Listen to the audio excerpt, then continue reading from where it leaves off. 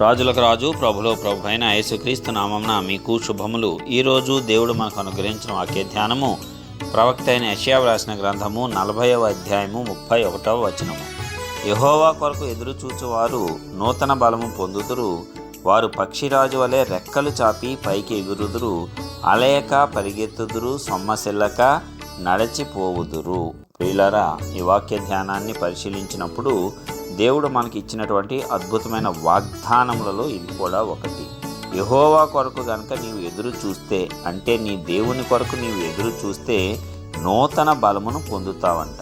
పక్షిరాజు వలె రెక్కలు చాపి పైకి ఎగురుతావంట, అలయక పరిగెత్తుతావు, సొమ్మసిల్లక నడిచి పోతావంట. అంటే ఇన్ని లాభాలు దేవుని యందు వేచి ఉండుటలో మనందరికీ కూడా అనుగ్రహింపబడుతూ ఉన్నాయి.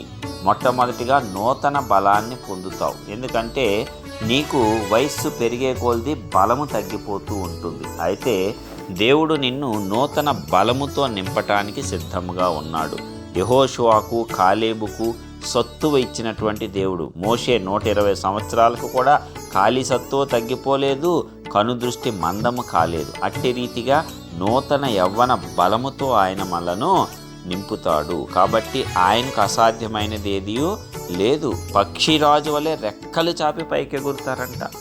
అన్ని పక్షులు కూడా వర్షం వస్తూ ఉంటే ఎక్కడో చోటన తల దాచుకోవటానికి ప్రయత్నం చేస్తాయి. కేవలం పక్షిరాజు మాత్రము ఆ వర్షానికి, మేఘాలకు పైగా ఎగిరిపోయి వర్షం కూడా తడవకుండా చక్కగా ఎగురుతుంది. అలాంటి నీ శ్రమలు నిన్ను తడిపివేయకుండా, నిన్ను ముంచివేయకుండా, శ్రమలకు పైగా నీవు నీ రెక్కలు చాపి పైకి ఎగిరేటట్లు పక్షిరాజు లాంటి ఎగిరేటువంటి బలాన్ని, నీ శ్రమల పైన అధికమయ్యేటువంటి బలాన్ని దేవుడు నీకు అనుగ్రహిస్తాడు. అలయక పరిగెత్తుతావు, సొమ్మసిల్లక నడిచిపోతావు. మరి దేవుడు చెప్తున్నటువంటి మాట, మనం అలసిపోతాం, అనేకమైనటువంటి విషయాలలో అలసిపోయి ఉండవచ్చుగాక.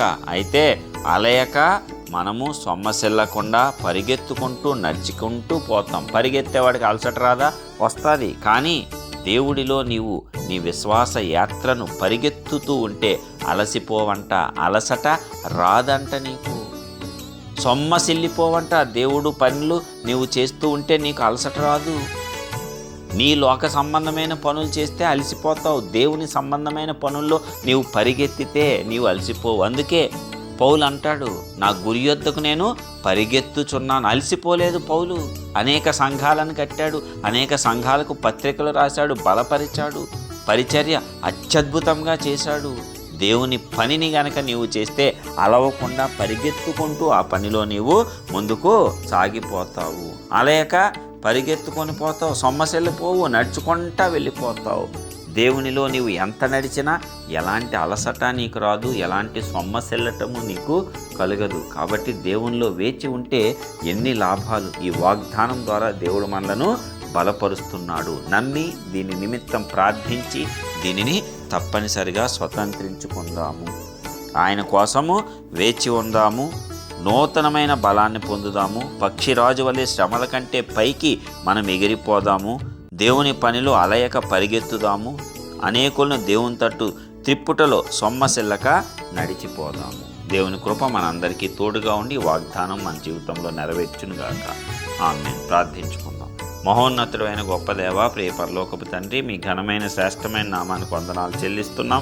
ఇప్పటివరకు కాపాడిన విధానం అంతటిని బట్టి మీకే వందనాలు. ఇదిగో మరి ఒక నూతన దినమును మా జీవితాల్లో అనుగ్రహించి ఉన్నారు. నూతనమైన వాగ్దానంతో కూడా మమ్మల్ని బలపరిచినందుకు నీకే వందనాలు. అవును తండ్రి, నీవిచ్చే వాగ్దానం ఏదైనా నమ్మదగినది, అది మా యొక్క జీవితాలలో తప్పనిసరిగా నెరవేరేదే. కాబట్టి వాగ్దానమును నమ్ముచున్నాం. వినిన ప్రతి ఒక్క బిడ్డ నమ్మి విశ్వసించి ఇది మా జీవితాలలో తప్పక నెరవేరుతుందని మేము రూఢిగా దీని యందు నమ్మకంతో దీన్ని బట్టి ప్రార్థించి ఈ వాక్యంలో ఉన్న ప్రతి అంశంను పొందుకొని ఆ రీతిగా మేము బలముతోనూ, శక్తితోనూ, ధైర్యంతోనూ, సొమ్మసిల్లిపోకుండా, అలసిపోకుండా, సమస్త విషయాలలో అన్ని శ్రమల కంటే పైగా మేము ఎల్లప్పుడూ ఉండేటట్లు నీ ఉన్నతమైన కృప మా అందరి ఏళ్ళ విస్తరింపజేసి ఆశీర్వదించి వాగ్దానం నెరవేర్చుట ద్వారా మీ యొక్క నామాన్ని మా ద్వారా ఘనపరచుకోవాల్సిందిగా యేసు పరిశుద్ధ నామమున ప్రార్థించి విశ్వాసంతో స్వతంత్రించుకొంచున్నాం పరలోకపు తండ్రి.